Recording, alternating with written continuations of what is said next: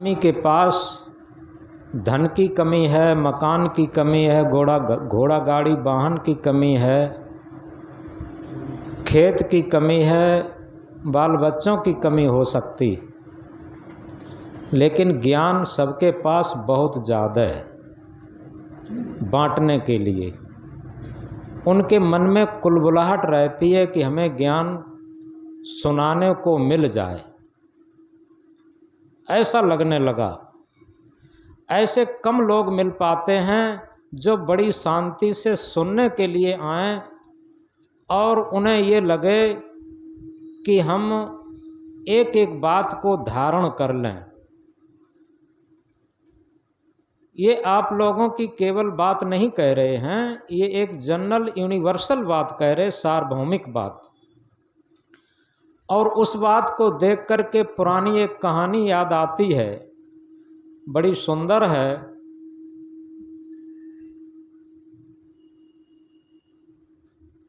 एक ताड़ का वृक्ष था। ताड़ के वृक्ष के नीचे एक बंदर बैठा था जमीन पर। ऊपर बया का घोंसला था। बया पक्षी अपने घोंसले में बैठा था। वर्षा हो रही थी। बया पक्षी ने अपने घोंसले के जो घोंसले में एक खिड़की जैसी होती है उससे देखा कि बंदर है और नीचे बैठा हुआ है, भीग रहा है। तो एक कहानी के स्वरूप गढ़ी गई। बया ने कहा कि मानुष केरे हाथ पाएं और मानुष कैसी काया, मानुष कैसे हाथ पाएं और मानुष कैसी काया, और 4 महीना क्या किया तन छप्परऊ ना छाया। ये बया पक्षी ने बंदर से कहा। और इतनी बात सुनकर के बंदर को गुस्सा आया और दांती किटकिटाता हुआ तुरंत ताड़ के वृक्ष पर चढ़ गया। और चढ़ करके उसने जाकर के बया पक्षी के घोंसले को तितर बितर करके और नोच करके और नीचे फेंक दिया। अब बया पक्षी ची ची ची ची करते हुए भीगने लगा और इधर उधर फुदक फुदक करके बैठने लगा, रोने लगा। तभी वहां से एक कहावत निकली, सीख देव वाय जाए सीख सुहाय, सीख दई बानरे बया घरऊ से जाए।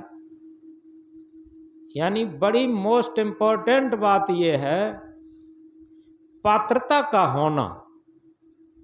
बिना पात्रता के लोग ज्ञान कहते रहते हैं, वो अतिरिक्त ज्ञान अब किसी को अच्छा नहीं लगता। किस तरीके से हर माता पिता अपने बच्चों को ज्ञान सिखाते हैं, लेकिन बच्चों को माता पिता का ज्ञान कतई अच्छा नहीं लगता। हर गुरु अपने शिष्यों को ज्ञान सिखाता, लेकिन गुरु का ज्ञान शिष्यों को अब अच्छा नहीं लगता। शिष्यों को लगता है कि हमारे मोबाइल में, हमारे कंप्यूटर में सारा ज्ञान भरा, गुरु क्या जाने। पुराने ज़माने के गुरु हैं, वो घिसी पिटी बातें जानते हैं, और हम आधुनिक लोग चेला लोग हैं, और हम पढ़े लिखे हैं, हम एजुकेटेड हैं, और कंप्यूटर युग के हैं, विज्ञान युग के हैं, हम सारी बातें जानते। तो हकीकत में आज शिक्षा का दौर ऐसा हो गया है, कहीं श्रद्धा रही नहीं। एक हमने श्लोक पढ़ा था संस्कृत में, एषां न विद्या न तपो न दानम ज्ञानम न शीलम न गुणो न धर्मा ते मृत्यु लोके भुविभार भूता मनुष्य रूपाण मृगाश्चरन्ति। जिसके पास विद्या नहीं है, तप नहीं है, दान नहीं है, ज्ञान नहीं है, परमार्थ नहीं है, ऐसे लोग इस मृत्यु लोक पर मनुष्य का शरीर धारण करे हुए और मनुष्य का शरीर धारण कर पापों का भार लादे हुए एक मृग के समान चल रहे हैं, ऐसा उसका अर्थ। अब यथार्थ में एक बात समझी जाए बड़ी महत्वपूर्ण, कि जिसके पास विद्या नहीं है, आज अगर सही तरीके से देखा जाए, लोगों के पास इतनी शिक्षा हो गई, इतने डिप्लोमा होल्डर हो गए, इतनी डिग्री होल्डर हो गए कि शिक्षा की कोई कमी नहीं रही। लेकिन अगर शिक्षा होते हुए उसके साथ तप कहाँ है, उसके पास दान कहाँ है, उसके पास ज्ञान कहाँ है, उसके साथ सेवा कहाँ है। अगर ये चीजें नहीं हैं तो केवल ये डिग्री की शिक्षा, ये डिप्लोमा की शिक्षा, ये किताबों की शिक्षा केवल हमारे अंदर क्लेवरनेस शुरू कर देती है, यानी चालाकी। क्लेवरनेस कहते हैं चालाकी से, बचपन से ही चालाकी शुरू हो जाती है। एक हमें बचपन की अपनी एक चालाकी याद आती है। हम बहुत छोटे थे, ननिहाल में गए और हमें बचपन में दूसरे की बात से डर बहुत लगता था, यानी दूसरे की झड़क हमें सहन नहीं थी और दूसरे को कष्ट देना भी हमें सहन नहीं था, दोनों बातें थीं। और तब पट्टी पर पढ़ा जाता था, लोग जानते हैं, पहले पुराने लोग यहाँ बैठे हैं, पहले पट्टी पर पढ़ते थे और एक दवात में एक जगह कालिख रहती थी, उसी पट्टी को पोत लिया जाता था और एक में खड़िया रहती थी, खड़िया से लिखा जाता था। पहले खड़िया भी नहीं होती थी, पड़ुआ होता था।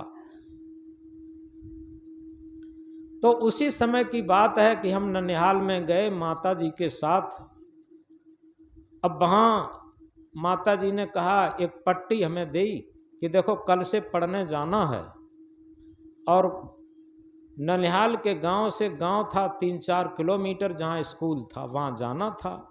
अब हम सोच रहे हैं मन मन में कि इतनी दूर गांव वो स्कूल है और अध्यापक बिना जाने हैं, पता नहीं कितना डांटें, कितना मारें, क्या करें।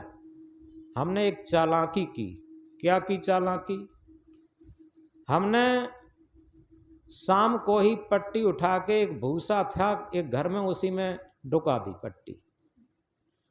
पट्टी डुका दी। और सुबह को जब पढ़ने का टाइम हुआ, माँ ने कहा पढ़ने नहीं गए? हमने कहा पढ़ने कहाँ से जाते, पट्टी तो मिल ही नहीं रही। अब ये चालाकी उस समय की हम बता रहे, और ये इसलिए बता रहे हैं उस समय से आज कितनी चालाकी बढ़ गई है, इसका कोई अंदाजा नहीं लगा पा रहा है। अगर हम सच्चे हृदय से अपनी चालाकी को समझें तो निश्चित है आज हमारे अंदर विद्या आ सकती।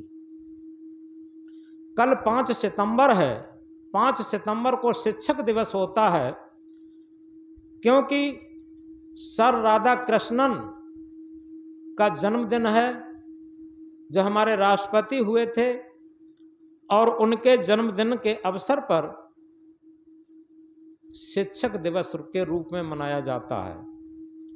और आज शिक्षक दिवस एक औपचारिकता के रूप में मना लेते हैं। आज जब से शिक्षा का व्यवसायीकरण हो गया है, यानी शिक्षा एक व्यवसाय बन गई है, तब से न तो शिक्षक का कोई महत्व रहा, न कोई विद्यार्थी का महत्व रहा, और न गुरु का कोई महत्व रहा, न शिष्य का कोई महत्व रहा, न पति पत्नी का महत्व रहा, और न भाई भाई का महत्व रहा, और न सास ससुर का महत्व रहा। किसी रिश्ता में कोई प्रेम रहा ही नहीं, आत्मीयता रही नहीं। आप देख लें, जो बच्चे आज पढ़ते हैं, पहले जो बच्चे पढ़ते थे माता पिता को, गुरु को कितना सम्मान देते थे। आज जो बच्चे पढ़ते हैं उन्हें कितनी फैसिलिटी दी जाती है। हमें याद है 10 किलोमीटर पैदल चलना पड़ता था, और एक साइकिल भी मिली हुई थी, वो भी पंचर हो जाती थी तो पंचर के लिए पैसे नहीं मिल पाते थे। ये स्थिति उस समय थी। ये बुजुर्ग लोग सब जानते हैं, पहले ऐसा जमाना था। और इतनी कठिनाई में पढ़ने के बाद भी माता पिता के प्रति कोई अश्रद्धा नहीं होती थी, और शिक्षकों के प्रति कोई अश्रद्धा नहीं होती थी, कि उस टाइम व्यवसायीकरण नहीं था। यानी शिक्षक भी व्यवसाय नहीं समझता था, शिक्षक अपना कर्तव्य समझता था, और माता पिता भी व्यवसायी बच्चे नहीं पैदा करते थे। आज क्या है, आज तो व्यवसायी बच्चे पैदा करते। वो सोचते कि हमारा बच्चा इंग्लिश मीडियम माउंटेसरी में ऐसा पढ़ के जाए, एक सीधा अफसर बने, और कम से कम 1 लाख उसकी आमदनी हो, तनख्वाह हो और इसके बाद 1 लाख उसकी अतिरिक्त आमदनी हो, यानी पैसे की मशीन बन के निकालना चाहते, वो संस्कार कहाँ देना चाहते बच्चों में। सबसे बड़ी बात यह है कि आज हर जगह व्यवसायीकरण हो गया, चाहे वो धार्मिक क्षेत्र हो, धर्म क्षेत्र में भी यही हुआ। आज निस्वार्थ भाव कहाँ रहा कि हम तुम्हारे सारे पाप काट देंगे। सुबह सुबह जब हम प्रार्थना के बाद यहाँ थोड़ा आसन व्यायाम कर रहे थे, तभी एक टहलते हुए भक्त आ गए। वो न तो भक्त का नाम लेंगे न उनकी संस्था का नाम लेंगे। वो आए और वैसे ही थोड़ा प्रणाम करके और ये कहा कि हम तो अमुक के चेला हैं और जब से उनके हम भक्त बने हैं तब से हमारे तो सारे दुख दर्द दूर हो गए। और ये कहा कि हमारी पत्नी जो लकवा से ग्रसित थी वो ठीक हो गई और जब तक दवा कराते रहे तब तक ठीक नहीं हुई। यानी काफ़ी कुछ व्याख्या की उन्होंने। और फिर बोले बाद में, पहले हम कुछ नहीं बोले, बाद में कहा कि चलो आपसे मिलकर बड़ी खुशी हुई, यहाँ आकर के खुशी हुई। तो हमने कहा आपसे मिलकर के हमको कष्ट हो गया। आपको हमसे मिलकर के खुशी हुई लेकिन आपसे मिलकर हमको कष्ट हो गया। अब बोले क्यों महाराज? हमने कहा वो इसलिए हमने कि हम समझते थे कि विज्ञान का युग जब आएगा तो अंधविश्वास हटेगा, और आप जैसे पढ़े लिखे नवयुवक और ये बातें करें अंधविश्वास की, बिना कारण कार्य की व्यवस्था की, तो हमें कष्ट होता। प्यास लगी है तो पानी पीना पड़ेगा, भूख लगी है तो भोजन करना पड़ेगा, और इसी के साथ अगर रोग है तो डॉक्टर से औषध लेनी पड़ेगी।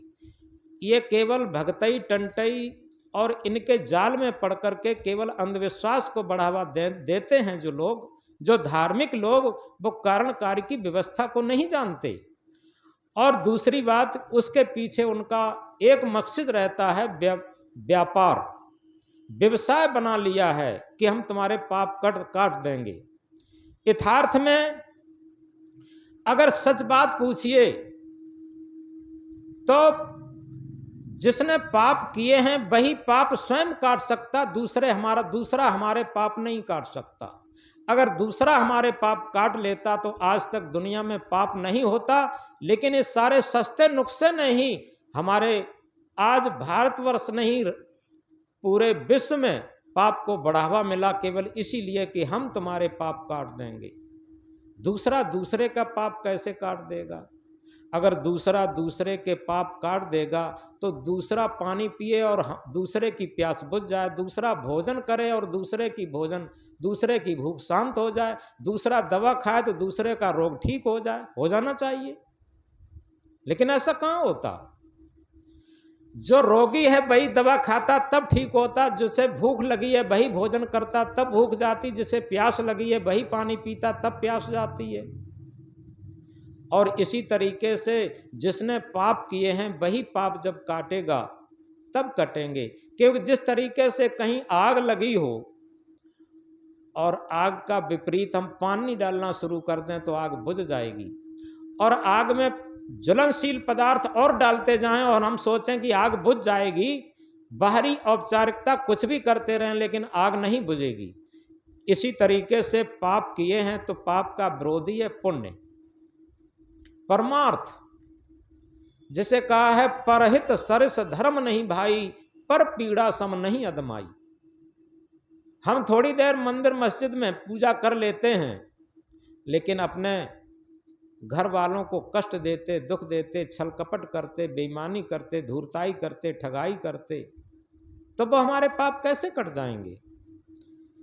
तो इसलिए सबसे बड़ी बात, हम एक बात कह रहे थे कि जो हमारी वास्तविक विद्या है वो विद्या ददात विनयम, विद्या विनय को देती, अहंकार को नहीं देती। अगर डिप्लोमा होल्डर हो करके, डिग्री होल्डर हो करके और हमारे अंदर अहंकार आ गया तो विद्या नहीं है। केवल अक्षरी ज्ञान कर लिया। अक्षरी ज्ञान होना अलग है और विद्यावान होना अलग है। क्योंकि विद्यावान होने में शिक्षा के साथ साथ संस्कार भी चलते। जब हमारी गुरुकुली पद्धति थी, आप देखते गुरुकुली पद्धति की शिक्षा जब थी, तब क्या था, शिक्षा के साथ साथ संस्कार भी दिए जाते थे। जितना अधिक शिक्षित होता था और उतने ही अच्छे संस्कार भी थे। जैसे उदाहरण के रूप में कृष्ण एक राजवंश के बेटा थे और सुदामा एक गरीब का बेटा था, और दोनों एक ही गुरुकुल में पढ़े थे। आज कहाँ ऐसा है कि जो बहुत बड़ा अधिकारी है या बहुत बड़ा नेता मंत्री है या बहुत बड़ा सेठ है, उसका बेटा और एक रिक्शा चलाने वाले का बेटा एक स्कूल में कहाँ पढ़ पाते। लेकिन तब ऐसा नहीं था। एक राजा का बेटा और एक गरीब मजदूर का बेटा एक ही विद्यालय में, एक ही गुरुकुल में पढ़ते थे और एक ही तरीके से शिक्षा और संस्कार भी ग्रहण करते थे। अगर गरीब का बेटा गायों की सेवा करेगा, गाय को चारा पानी डालेगा, लकड़ी तोड़ेगा, तो एक राजा का बेटा भी गायों का गोबर जरूर डालेगा। ये नियम था और तभी संस्कार होते थे, क्योंकि सेवा सबको सिखाई जाती थी। आज सेवा कहाँ है? बच्चे को सुबह सुबह माता पिता टाई लगा करके, बूट सूट पहना करके और एक अच्छी सी गाड़ी आती है उसमें बिठा देते हैं। यानी सेवा से संस्कार बनते हैं, सेवा नाम की बात चली गई। और इसीलिए आज डिग्रियां तो हैं शिक्षा के नाम पर, डिप्लोमा तो है शिक्षा के नाम पर, लेकिन संस्कार जीरो होते चले जा रहे हैं, अच्छे संस्कार जीरो होते चले जा रहे हैं। इस बात को गहराई से समझें। आज लोग बहुत दुखी हैं। कई लोग आते हैं, लड़के वाले लड़की वाले, कि गुरुजी ऐसा होता कहीं अच्छे संस्कारवान परिवार मिल जाते। धन की तो चलो कोई बात नहीं है, लेकिन अच्छे संस्कार की लड़की मिल जाए, अच्छे संस्कार के लड़के मिल जाएं। अब जब अच्छे संस्कार शुरू से नहीं डाले, अब कैसे मिल जाएं? सबसे बड़ी बात यह है, ये माता पिता का कर्तव्य बनता है कि हम बच्चों की निगरानी ये रखें।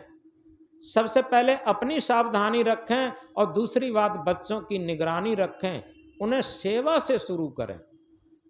आप याद रखें, जहां सेवा से शिक्षा शुरू होती है वहां पर संस्कार अच्छे होते हैं, और जहां केवल पैसे के कमाने के लिए शिक्षा शुरू होती है वहां पर सारे संस्कार बिगड़ जाते। इस तरीके से हम कह रहे थे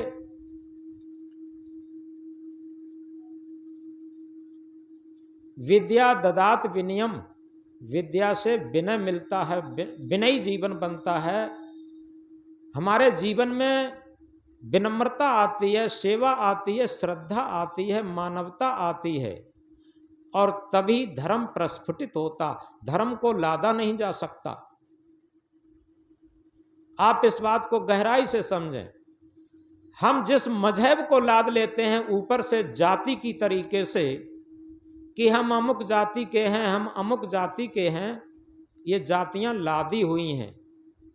जात केवल एक मानव जात है। जिस तरीके से एक मानव जात है, इसी तरीके से एक मानवता धर्म भी है। जैसे पानी का धर्म शीतलता है, अग्नि का धर्म उषड़ता है, पृथ्वी का धर्म कठोरता है, वायु का धर्म कोमलता है, इसी तरीके से मानव का धर्म मानवता है। जिस मानव के अंदर जितने परसेंटेज में मानवता होगी, उतने ही परसेंटेज में वो धार्मिक है। और चाहे कितना बड़ा प्रवक्ता हो, गायक कलाकार हो, हजारों की भीड़ उसे गुरु कहती हो, लेकिन अगर उसके अंदर मानवता नहीं है तो निश्चित समझो वो धार्मिक नहीं है। कोई भी हो, जितने परसेंटेज में उसके अंदर मानवता बढ़ती जाती है, उतना ही वो धार्मिक होता जाता अपने आप। और जिसमें मानवता घटती जाती है धन के, पद के, अहंकार में, उतना ही वो अधार्मिक होता चला जाता है। ये सूत्र की बात है। तो हम एक बहुत धनी मानी, जिसका उदय से अस्त तक राज्य था, सिकंदर सम्राट, सबने सुना है। सिकंदर सम्राट यूनान पर विजय प्राप्त करके और दूसरे देश की जीतने की तैयारी में अपनी सेना सहित सड़क पर जा रहा था। जितने नागरिक लोग थे वो सड़क के किनारे खड़े, हाथ जोड़ करके सिर झुकाए खड़े थे, उसको नमन कर रहे थे, सिकंदर को। और सिकंदर अपनी सेना के साथ, अपनी सिपाहियों के साथ जा रहा था। मन में विश्व विजय करने का एक बहुत बड़ा अहंकार लादे हुए था, और जो जनता थी उसके सामने नतमस्तक हो रही थी। तो उसे देख करके उसका गरूर और बढ़ रहा था। थोड़ी देर में क्या होता है, उसी सड़क से उधर से तीन चार संत आ रहे थे। जब 3-4 संत आ रहे थे, लेकिन संतों ने न तो नमस्कार किया और न हाथ जोड़े, न झुके, वो ज्यों की त्यों चले जा रहे थे। सिकंदर को बड़ा गुस्सा आया अंदर से। सिकंदर ने रुकवाया, इधर रुक जाओ, तुम लोग मुझे नहीं जानते कि मैं कौन हूं। सिकंदर ने कहा कि तुम लोग नहीं जानते कि मैं कौन हूं। संतों ने क्या कहा, हम आप लोगों को अच्छी तरीके से जानते हैं, हम आपको अच्छी तरीके से जानते हैं, आप हमारी दासी के दास हैं। संतों ने क्या कहा, सिकंदर से कहा कि आपको हम अच्छी तरीके से जानते हैं, आप हमारी दासी के दास हैं। इतना सुनते ही सिकंदर और धधकने लगा अहंकार से। जिसके अंदर जितना अहंकार होता है वो उतना ही धधकता, और धधकने लगा और बोला, तुम्हें होश नहीं है, तुम होश में बात नहीं करते। मुझे सिकंदर सम्राट कहते हैं। संतों ने फिर वही बात दोहराई, हम आपको खूब जानते हैं, आप हमारी दासी के दास हैं। अब ये बात राजा को पच नहीं रही थी और गुस्सा भी उसे उबल रहा था, लेकिन फिर भी अपने गुस्सा को दबा करके उसने कहा, यह बार बार तुम लोग क्या बात कह देते हो कि हमारी दासी के दास हैं, मैं एक राजपुत्र हूं, मैं राजा हूं। उन्होंने कहा, देखो तृष्णा मेरी दासी है और उस तृष्णा के आप दास हैं, मेरी दासी के तो ही आप दास हुए, क्योंकि जिसकी तृष्णा बहुत धधक रही है, आप उस तृष्णा में धधक रहे हैं और हमने अपनी उस तृष्णा को दासी बना लिया है, और आप तृष्णा के दास हैं, तो क्यों नहीं हमारे दासी के दास हुए। अब जहां इतनी बात सुनी, सिकंदर का सारा क्रोध ठंडा गया कि बात तो सही है कि हम एक यूनान पर कब्जा करने के बाद अब अन्य देशों पर कब्जा करने के लिए कितना हत्या हरण करेंगे। ये बात उसके सामने आने लगी। अब उसका अहंकार थोड़ा गला। तो इस तरीके से यथार्थ में अगर हम बात को सही तरीके से समझें तो हम लोग जहां बैठते हैं तो अपनी संपत्ति का वर्णन करते हैं, अपने अधिकार का वर्णन करते हैं, अपने पद का वर्णन करते हैं, अपने ज्ञान का वर्णन करते हैं, अपनी योग्यता का वर्णन करते हैं। लेकिन किसी व्यक्ति को ये वर्णन करते हुए देखा कि भैया क्या बताएं, हमारे अंदर बहुत गलतियां हैं, हमारे अंदर बहुत कमियां हैं, और इतना समय निकल गया अभी हम अपनी गलतियों को नहीं सुधार पा रहे हैं, कोशिश तो बहुत कर रहे हैं लेकिन हमारी गलतियां नहीं सुधर रही हैं। पता नहीं जीवन आज है कल न रहे। हम सोचते हैं कि जब तक जीवन है हम सारी गलतियों को अपनी सुधार लें। ऐसा किसी को कहते सुना कहीं। एक जगह क्या था, 3 मित्र बैठे हुए थे। 3 मित्र बैठे हुए थे, अपनी अपनी बड़ाई हाँक रहे थे। एक मित्र ने क्या कहा अन्य 2 मित्रों से कि मित्र तुम्हें पता है कुछ? मित्रों ने कहा क्या? कि मेरे पिताजी जब इस दुनिया से गए हैं तो मेरे लिए कम से कम 50 एकड़ जमीन छोड़ के गए। ऐसे वैसे हमारे पिताजी नहीं थे, 50 एकड़ जमीन छोड़ के गए हैं। तो उन मित्रों ने कहा ठीक है, अच्छी बात है भैया, तुम्हारे पिताजी 50 एकड़ जमीन आपके लिए छोड़ के गए, अच्छी बात है। अब जिन्होंने कहा था 50 एकड़ जमीन छोड़ के गए हैं, उन्होंने अपने दूसरे मित्र से पूछा कि भैया ये बताओ तुम्हारे पिताजी तुम्हारे लिए क्या छोड़ के गए? तो उसने कहा कि मित्र जी मत पूछो मेरी बात को, हमारे पिताजी इतना छोड़ के गए हैं, कम से कम 100 एकड़ जमीन के छोड़ के गए हैं और कम से कम लाखों रुपया और बहुत सोना चांदी छोड़ के गए हमारे पिताजी। आपको क्या बताऊं। अब दूसरा मित्र था, वो चुप बैठा था, वो कुछ नहीं बोल रहा था, न तो उनकी हाँ में हाँ मिला रहा था और न कुछ कह रहा था। उन 2 मित्रों ने उस मित्र को कुरेदा, तीसरे मित्र को, और ये कहा कि मित्र एक बात बताओ, तुम्हारे पिताजी तुम्हारे लिए क्या छोड़ के गए? वो तीसरा मित्र नहीं बोला। 2 मित्रों ने और उसे कुरेदा और ये कहा भैया बताते क्यों नहीं हो आखिर? उसने कहा भैया मैं बहुत छोटा आदमी हूँ, गरीब आदमी हूँ और मैं क्या वर्णन करूँ आप लोगों के सामने। आप लोगों के पिता बहुत सारी प्रॉपर्टी छोड़ के गए, हम तो बहुत गरीब, बहुत छोटे, बहुत तुच्छ आदमी हैं। उन लोगों ने कहा नहीं नहीं फिर भी तो बताओ, अरे कुछ न कुछ तो छोड़ के गए ही होंगे, आखिर कुछ न कुछ तो छोड़ के गए ही होंगे, कुछ तो बताओ। वो बोला भैया अगर नहीं मानते हो तो अपनी हम छोटी बात को क्या कहें, आप लोगों की बड़ी बात के सामने छोटी बात कहते बनता नहीं है। जब मेरे पिताजी गए तो पूरा भूमंडल, पूरा संसार ही छोड़ गए। और जैसे ही उन्होंने इस बात को कहा और तैसे ही उन दोनों का अहंकार चूर चूर हो गया। अरे ये कौन बड़ी बात हो गई कि हमारे पास इतनी जमीन है, इतनी प्रॉपर्टी है, हमारे पिताजी इतनी छोड़ के गए, हम ये हैं, हमारा इतना बड़ा पद है, हमारी इतनी मकान है, इतनी आमदनी है, हमें लोग इतने मानते हैं, हम इतना ज्ञान जानते हैं। ये कोई बात नहीं हुई। क्या हम अपने अज्ञान को जानते हैं? ये ज्ञान की बात हुई। जिसने अपने अज्ञान को ना समझी को जान लिया वही तो सच्चा ज्ञान है।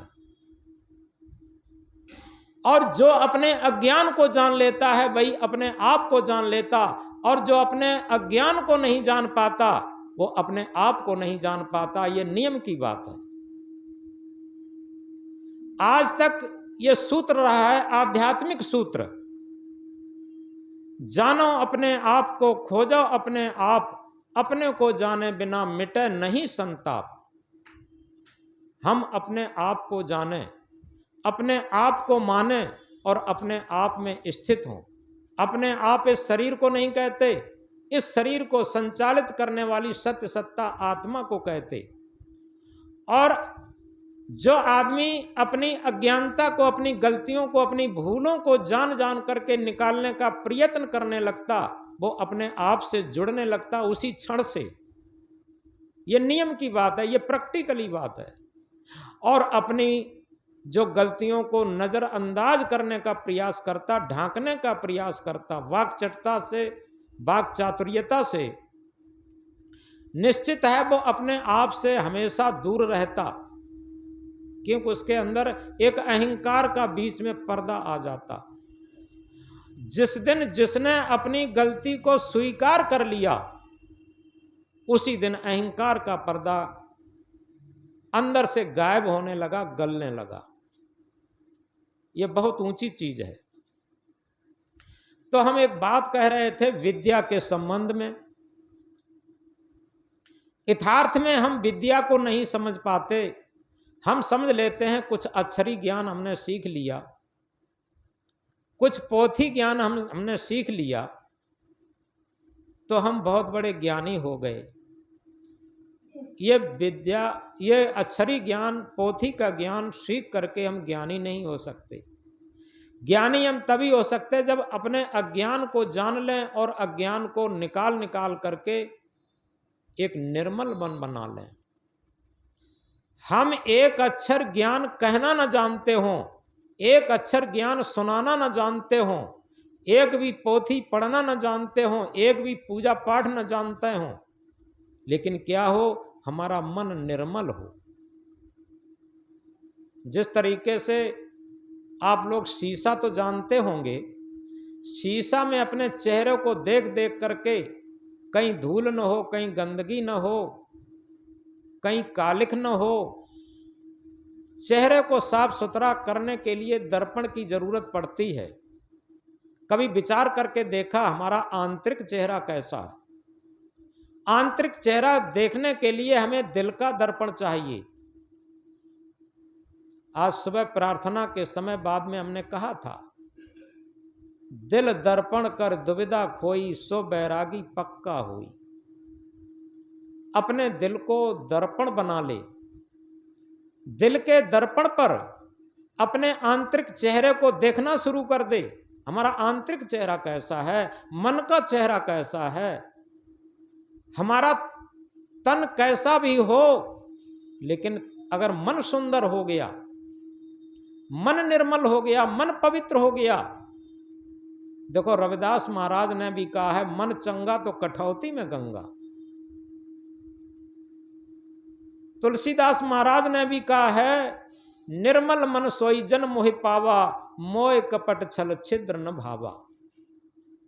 जहां हम आत्म परमात्मा की बात करते हैं, सबसे बड़ी बात एक और बता दें, हम जिसकी पूजा करते हैं उसी से छल कपट करते, जिसे मानते हैं उसी से छल कपट करते। जैसे अब किसी से पूछो, भैया एक बात बताओ, तुम आत्म परमात्मा को मानते हो? कि हाँ, हम आत्म परमात्मा को मानते हैं। लेकिन क्या आत्म परमात्मा को जानते हो? कि जानते तो नहीं है। अब जानते नहीं हो तो क्या खाक मानते हो? और सबसे बड़ी बात है, आत्म परमात्मा को जानना क्या है और मानना क्या है? मानना यह है कि शरीर के अंदर कोई सत्य सत्ता है और जिस दिन निकल जाती है शरीर मिट्टी हो जाता है, ये मानना। जानना क्या है? उस सत्य सत्ता से जब शरीर चलता है, मन चलता है, इंद्रियां चलती हैं, तो हम सत्य सत्ता के आवाज पर अगर चलते हैं, हमारा मन, इंद्रियां, शरीर, तो हमसे दुष्कर्म नहीं होगा, हमसे दुर्व्यसन प्रयोग नहीं होगा, हमसे दुराचार नहीं होगा, हमसे छल कपट नहीं होगा। जिससे छल कपट नहीं होगा, झूठ छल फरेब नहीं होगा, समझ लो वो अपनी आत्मा को जानता है, आत्म परमात्मा को जानता है। आत्म परमात्मा का जानना है, वो झूठ नहीं बोलेगा, वो छल कपट नहीं करेगा, वो अपने अंदर अवगुणों को देखेगा। होता क्या है, जिसे हम अपना मानते हैं उसके अंदर हमें गलतियां नहीं दिखाई देती, और जिसे हम बिराना मानते हैं उसके अंदर सद्गुण नहीं दिखाई देते। बहुत उल्टा नियम होता। जिसे हम मोह करते, ममता करते, जिसे हम अपना मानते, उसकी हमें गलतियां नहीं दिखाई देती, अवगुण नहीं दिखाई देते। और जिसे हम बिराना मानते हैं, अपना नहीं मानते, जिससे हम दूरी मानते हैं, उसके अंदर सद्गुण नहीं दिखाई देते। लेकिन विवेक क्या कहता है? विवेक ये कहता है, दूसरे की गलती पर क्षमा कर देना और अपनी गलती पर एकदम अटूटता से उस गलती को छोड़ने के लिए कमर कस लेना।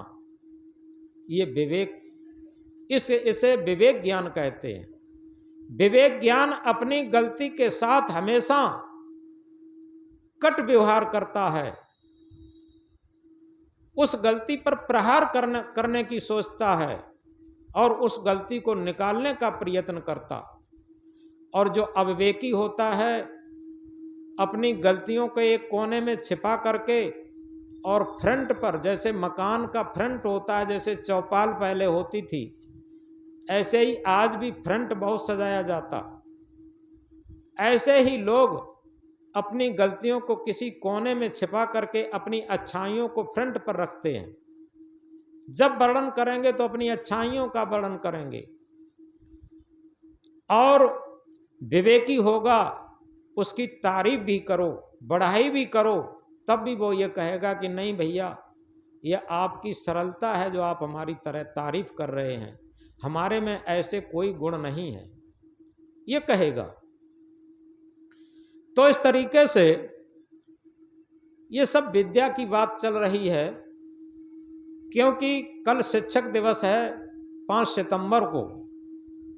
आज न तो अध्यापक का कोई मूल्य रहा और न विद्यार्थी का कोई मूल्य रहा, न गुरु का कोई मूल्य रहा, न शिष्य का कोई मूल्य रहा, न पिता का कोई मूल्य रहा, न पुत्र का कोई मूल्य रहा, न पत्नी का कोई मूल्य रहा, न सास बहू का मूल्य रहा।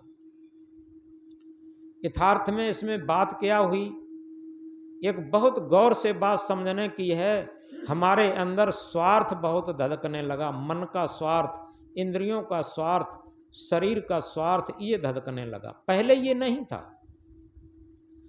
पहले पुराने जमाने में जब शिक्षा कम थी तो मन का स्वार्थ बहुत कम था, कंबाइंड परिवार रहते थे, साझे में लोग बहुत रहते थे। और हमने देखा था जो घर की मालकिन या घर में जो रोटी बनाती थी, बड़ी बूढ़ी हो या कोई भी हो, माताएं हो, जब ज़्यादा लोग होंगे, कोई सब्जी वगैरह अच्छी बन गई और लोगों ने ज़्यादा मांग ली, सब्जी सब खत्म हो गई और जिन्होंने भोजन बनाया था उनके लिए सब्जी नहीं बची, तो केवल चटनी बट लेती थी और चटनी से रोटी खा लेती थी और कोई मन में शिकायत और शिकवा नहीं रहती थी कि हमें सब्जी ही नहीं मिल पाई। ऐसे ही दूध बांटते बांटते दूध सब चला गया, उन्हें न मिल पाया हो तो कोई शिकायत शिकवा नहीं रही। ऐसे होता था। यानी शिकायत कहाँ ज्यादा होती है, जहां स्वार्थ ज्यादा होता, याद रखें। तो जितना स्वार्थ बढ़ गया, और स्वार्थ में अपना पराया नहीं समझ में आता। एक बात कहेंगे उससे हम समझेंगे अपना पराया किस तरीके से समझा जाता। एक परिवार था, पत्नी, वो कोई नौकरी करते थे। अक्सर आजकल व्यस्त रहता, आज जिससे हम पूछते हैं तो वो कहता बहुत काम है गुरुजी, बहुत व्यस्त रहते हैं। और वो भी व्यस्त थे। तो एक दिन वो बहुत लेट करके घर में आए। पत्नी हड़बड़ा करके बोली, एकदम आंखें तरेर करके बोली, पता नहीं लगता तुम रोज रोज तो लेट आते थे, लेकिन आज तुम बहुत लेट किए हो, कहाँ बैठे रहते, किससे बात करते रहते, और समझ में नहीं आता। अब तो मेरा दिमाग ही खराब होने लगा। बताओ, इतनी रात हुए तुम आप आए हो और इतनी देर तक कहाँ बैठे रहे। पति ने बड़ी शालीनता में कहा कि माता जी का फोन आ गया था कि बेटा हम बीमार हैं और हो सके तो हमें लिवा जाओ। तो हम माता जी को बुलाने चले गए, संग में बाबूजी भी आ गए और चौपाल में बैठे हैं और इसलिए हमको देर हो गई, ये पति ने कहा। अब पत्नी क्या कहती हैं, पत्नी ने कहा पता नहीं तुमने घर बना रखा है या धर्मशाला बना रखी, अभी तुम्हारे बाबूजी करीब 15 दिन रह के गए ही थे और फिर आ गए, और तुम्हारे गांव के तुम्हारे रिश्तेदार लोग आते रहते हैं, ये घर नहीं धर्मशाला हो गई, और पता नहीं तनख्वाह मात्र 20,000 मिलती है और उसमें भी ना तो हमारे लिए कितने महीने हो गए कोई साड़ी आई न कोई गहना आया, गैस सिलेंडर वो ख़त्म हो गया, बिजली का बिल वो भरना है, और इसी के साथ वो बच्चा है वो अपनी किताबें ड्रेस मांग रहा था, उसे किताबें ड्रेस भी नहीं ले पा रहे हैं, फीस भी नहीं निपटा पा रहे हैं। बताओ कैसे होगा ये सब, ये मेंटेन कैसे होगा? ये मेंटेन की हमें रात दिन चिंता है, और तुमने घर नहीं तो धर्मशाला बना रखी है। इस तरीके से पत्नी बड़बड़ाई। पति ने कहा कि देखो थोड़ा शांत रहो, ऐसा है माता पिता आए हैं, उन्हें कम से कम एक एक गिलास पानी तब तक पिला दो, और इसके बाद ये सब मेंटेन हो जाएगा। और वे आए हैं तो प्यासे हैं। पत्नी बड़े उदास मन से एक एक गिलास लेकर के जाती है पानी के लिए, और जैसे ही पानी लेकर के और गेस्ट रूम में पहुंची, उसके पैर तले की धरती ही सरक गई। क्या देखती है, वो तो उसी के माता पिता थे, पत्नी के। वो समझ रही थी कि ये हमारे पति के माता पिता हैं, वो उसी के माता पिता थे। एकदम बड़बड़ाई, तुम्हें शर्म नहीं आती? तुम्हें पहले बताना चाहिए कि ये तुम्हारे माता पिता हैं। अब ये माता पिता सब, उसके माता पिता सब सुन रहे थे बात। तो माता ने कहा कि बेटी ले जाओ पानी, हमें तुम्हारे पानी भी नहीं पीना है, तुम्हारा भोजन भी नहीं करना है, तुम्हारे घर रहना भी नहीं है, पराए घर रह करके हम क्या करेंगे? पति ने कहा कि भाई हम तो कोई अंतर मानते नहीं थे, हम तो माता पिता को ला के बुला लाए। तो अब पत्नी के बात समझ में आई, उसके होश उड़ गए कि मेरे माता पिता मेरी सारी बातें सुन रहे थे। पिता ने कहा कि बेटी, क्या हमने तुम्हें बचपन से यही संस्कार सिखाए थे? अगर तुम अपने सास ससुर को माता पिता नहीं कह सकती हो, तो हम आज से तुम्हारे माता पिता नहीं हैं, और बिना भोजन, बिना पानी, बिना दवा हम लोग जा रहे हैं, और जैसे हमारा जीवन कटेगा वैसे हमें कटेगा, ये कहा। अब माता पिता उठ दिए। जैसे ही माता पिता उठ दिए, वो गिड़गिड़ाई और जमीन पर गिरी कि माता पिता मुझे माफ कर दो, माफ कर दो, अब कभी जीवन में ऐसी गलती नहीं करेंगे। और पति के चरणों पर गिरती है, अब पतिदेव मुझे माफ कर दो, ऐसी जीवन में गलती हम कभी नहीं करेंगे। अब अपना पराया समझ में आया होगा। जो हम कह रहे थे कि आज इतना स्वार्थ धधक गया है कि हम समझ ही नहीं पाते हैं कि अपने मन के स्वार्थ के लिए हम क्या क्या करना चाहते हैं। तो इस तरीके से आज के शिक्षित युग में हमारा इतना स्वार्थ बढ़ गया है।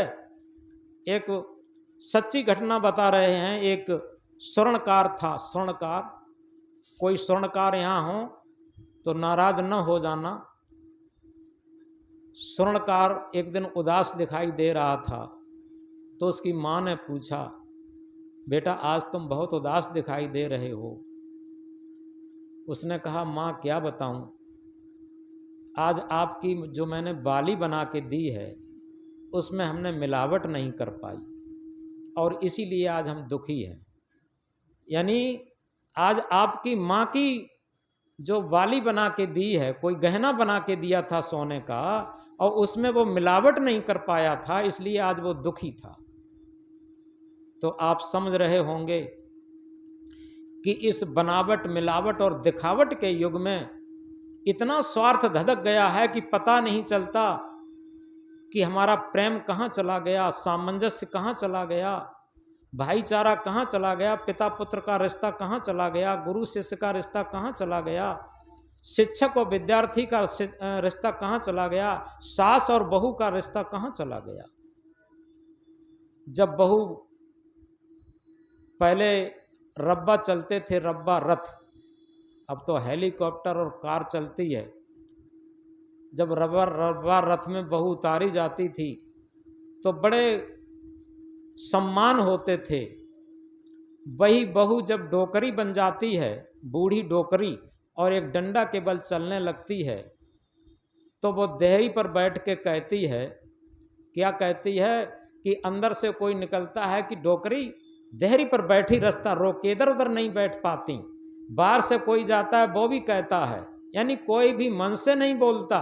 तब बेचारी डोकरी क्या कहती हैं, वही देह वही देहरिया, वही ससुर को गांव, बहुअर बहुअर कावती परो डुकरिया नाम। वही शरीर है, कोई दूसरा नहीं है। वही दही, वही देह, वही देहरिया, यानी वही वही मकान है, वही देहरी है। वही देह, वही देहरिया, और वही ससुर को गांव, बहुअर बहुअर कहावती परो डुकरिया नाम। अब डुकरिया नाम पड़ गया, कोई सीधे नहीं बोलता। तो क्या करोगे इस स्वार्थी संसार में? सुबह को प्रार्थना गाई जाती है, यह संसार स्वार्थ का साथी, इसमें नहीं अपना। देखो ये प्रार्थना लिखी रहती है, आप समझ सकते हैं।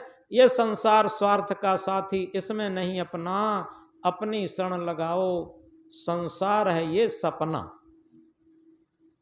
इस बात को अगर हम गहराई से समझ लें तो निश्चित है हम सपने से हटकर अपने से जिस दिन जुड़ने लगेंगे और उसी दिन सब अपने समान दिखाई लगने लगेंगे। लेकिन होता क्या है, अपने से हटकर हम सपने से जुड़े हुए हैं। इस बात को हम गहराई से समझें।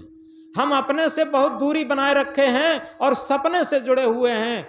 ये आकाशी सपनों से जब तक हम सत्यता से जुड़े रहते हैं तब तक अपने से नहीं जुड़ पाते हैं, और जब तक अपने से नहीं जुड़ पाते हैं तब तक हमें आत्मीयता नहीं आ पाती है व्यवहार काल में। जिस दिन हम अपने आप से जुड़ना सीख जाते हैं उसी दिन अब हमारे अंदर आत्मीयता का व्यवहार आ जाता। आत्मा के तल पर हमारा भी जीवन होता, और आत्मा के तल पर हमारे साथ जो भी है उसके साथ भी हमारा आत्मा के तल पर जीवन होता, और हमारा कोई छल कपट नहीं होता, हमारा मन निर्मल होता। याद रखें। और जहां मन निर्मल होता, निर्मल मन सोई जन मोह पावा, मोह कपट छल छिद्र न भावा। तो क्या हम आज के छोटी इस बात से, विद्या से, क्योंकि विद्यावान वो नहीं है जो डिप्लोमा होल्डर हो गया, विद्या वो है जो शिक्षा के साथ साथ संस्कार भी लेता। राम कृष्ण से को बड़ो उन्होंने गुरकीन, तीन लोक के वेधनी गुर आगे आधीन। अगर रामकृष्ण को ये रहता कि हम तो बहुत बड़े हैं तो उनके गुरु के अधीन क्यों रहना पड़ता उनको? आप बताएं। राम के भी गुरु थे, कृष्ण के भी गुरु थे, दो दो गुरु, तीन तीन गुरु थे। राम के विश्वामित्र भौतिक गुरु थे और वशिष्ठ आध्यात्मिक गुरु थे। कृष्ण के गर्गाचार्य कुलगुरु थे, और सांदीपन भौतिक शिक्षा के गुरु थे, जिनके गुरुकुल में सांदीपन और कृष्ण और सुदामा पढ़े थे, सांदीपन के गुरुकुल में। और घोर अंग्रेज उनके आध्यात्मिक गुरु थे, जिन्होंने हर परिस्थिति में चैन की बंसी बजाना सिखाया था। रामकृष्ण से को बड़ो उन्होंने गुरकीन, तीन लोक के वेधनी गुर आगे आधीन। कल एक फोन आया था हरियाणा से। हरियाणा एक जगह से फोन आया एक लड़के का। वो जब हाई स्कूल में पढ़ता था तभी से यहाँ से चला गया था। उसका पिता शराब पीने लगा था। वो लड़का कुछ अच्छे संस्कार कर रहा होगा, वहाँ चला गया। धीरे धीरे वो पढ़ने भी लगा, पढ़ाने भी लगा। पढ़ाने में इतना वो पैसा ले लेता जिससे पढ़ता रहता। पढ़ते पढ़ते धीरे धीरे वहाँ की जितनी भी डिग्री थी वो सब हासिल की, और इसके बाद उसने एक कोचिंग सेंटर खोला। कोचिंग सेंटर खोला और कॉलेज में भी 2-3 घंटा पढ़ाने जाता है। अब उसने फ़ोन किया बहुत दिनों के बाद। पहले जब यहाँ आना जाना था तभी मिला था, कई वर्षों के बाद कहीं से उसे फ़ोन मिला और उसने फ़ोन से बात की तो एक बात बताई बहुत महत्वपूर्ण। उसने कहा, गुरुजी बहुत वर्षों से आपसे बात नहीं हो पाई, लेकिन आज भी आपकी सारी बातें मुझे हमारे अंतःकरण में वैसी की वैसी हैं, क्योंकि आपने कहा था कि बच्चों शिक्षा के साथ साथ संस्कार ग्रहण करो।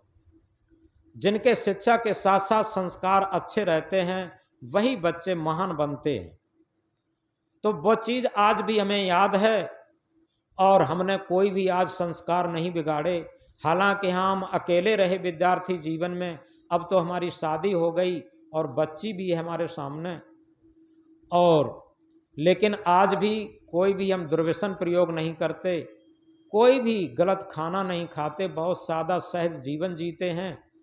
और जब कोचिंग सेंटर चलाते हैं तो बच्चों को जितना पैसा लेते हैं उससे अधिक शिक्षा देने की कोशिश करते हैं। और इसी के साथ मैंने जो इतने जीवन में एक अनुभव किया है वो हमने ये किया है कि हम समझते हैं कि जितने भी लोग हैं वो सब किसी न किसी अच्छे आदर्श संत से अगर जुड़ जाएं तो ये सारी पारिवारिक दुख की समस्याएं सारी हल हो सकती।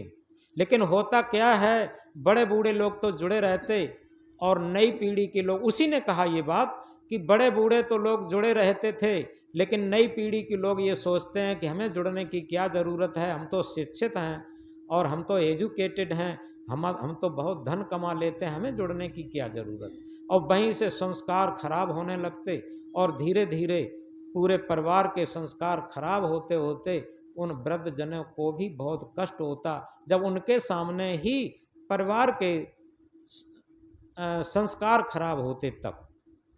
तो इसलिए उसने कहा कि हमें एक अनुभव हुआ है हरियाणा में कि यहाँ जो लोग भले ही पैसे से थोड़े कम हैं, लेकिन जो लोग किसी अच्छे संत गुरु से जुड़े हैं वो बड़े चैन में जीवन व्यतीत कर रहे, और जो लोग केवल धन से जुड़े हैं, पद से जुड़े हैं, उनमें पति पत्नी में नहीं बनती, बच्चों में नहीं बनती और दुर्व्यसन प्रयोग करते हैं। शराब का तो इतना चलन हो गया है कि रात दिन वही सब मचा रहता है तौबा, और इसके अलावा कुछ नहीं। ये उसके शब्दों की बात बता रहे।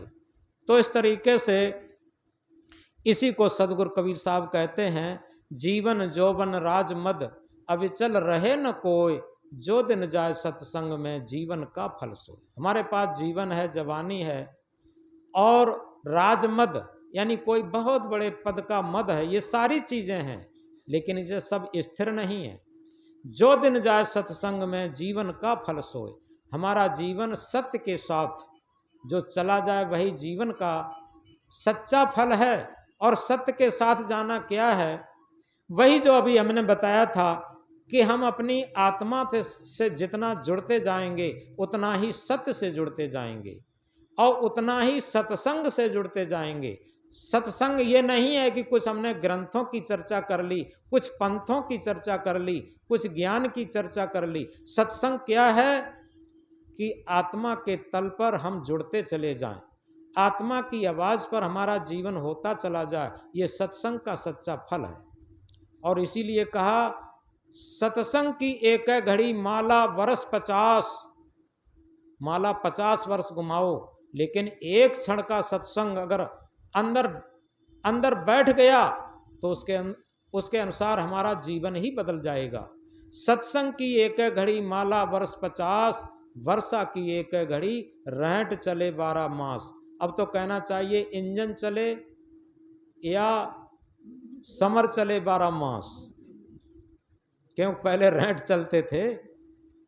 वर्षा की एक घड़ी, अभी देखा है राजस्थान में जहाँ पानी नहीं बरसता था, मध्य प्रदेश में जहाँ पानी नहीं बरसता था, बाढ़ पे बाढ़ आ रही, पाकिस्तान में बाढ़, कई जगह बाढ़। एक घड़ी में इतना पानी बरस सकता है कि बाढ़ आ सकती, और इंजन चले 12 मास, कोई फर्क नहीं पड़ेगा। इसी तरीके से सत्संग की एक घड़ी हम आत्मा के साथ जुड़ लें एक घड़ी के लिए, तो हमारा जीवन अटेंशन पोजीशन में आ जाएगा, सावधान स्थिति में आ जाएगा। सत्संग हमें सावधान करता है, जागरूक करता है। तो इस तरीके से आज हमने एक श्लोक पर सत्संग शुरू किया था। ऐसाम न विद्या न तपो न दानम, ज्ञानम न शीलम न गुणो न धर्मा, ते मृत्युलोके भुविभार भूता, मनुष्य रूपाण मृगा सरंती। जिसके पास विद्या, तपदान, ज्ञान, परमार्थ नहीं है, सेवा नहीं है, वो इस मृत्युलोक पर मनुष्य का रूप धारण किए हुए पापों का भार लादे हुए एक मृग के समान यानी एक पशु के समान चल रहा है। जिसे मैथिली शरणगुप्त ने कहा, वही मनुष्य है जो कि मनुष्य के लिए मरे। यह पशु प्रवृत्ति है जो कि आप ही चरे, यानी केवल स्वार्थ के लिए जो जीवन जी रहा है, यही पशु प्रवृत्ति है।